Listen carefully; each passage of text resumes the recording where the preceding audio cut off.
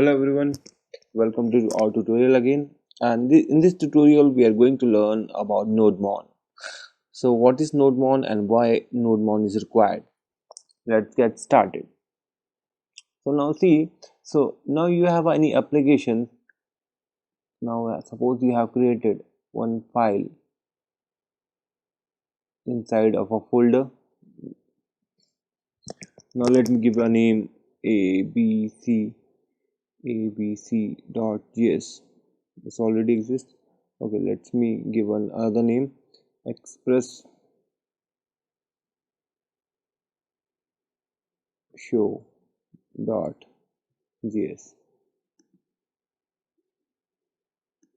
That is my file express show.js, and let's write some express code inside of that file. So let me copy this one, same code which I have explained you guys in last tutorial. So now in express is the package module name, and we are starting that in the port number 3001. Suppose I am sending some data, hello world.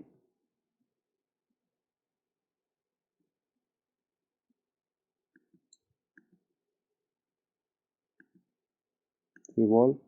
Now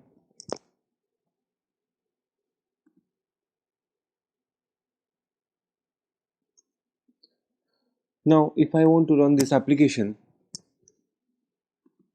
express show, then node express show.js. Now it's running on the port number 3001.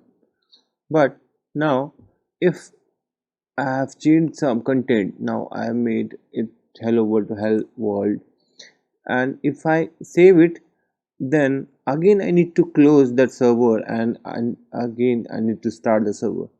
So that's the issue in Node. So that's why there is a one package is there that is called as NodeMon.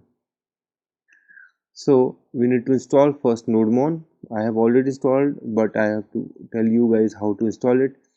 So npm i-g, it's globally NodeMon.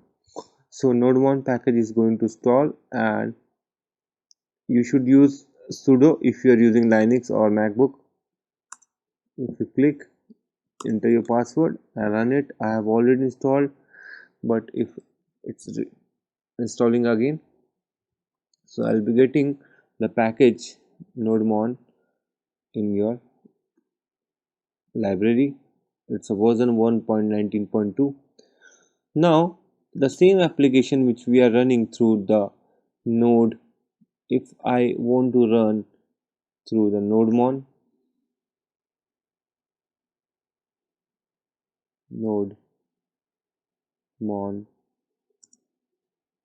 express.js, now see your server is started. Now if it's hello.world, now I want to change it hello.world, and if I save it, now see it automatically refresh and it's working fine.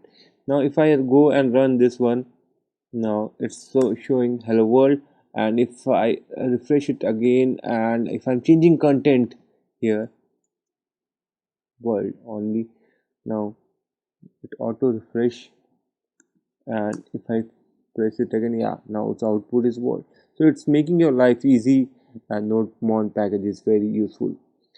So in this tutorial I've done from my end, and thanks for watching. Let's meet you in next tutorial. Bye.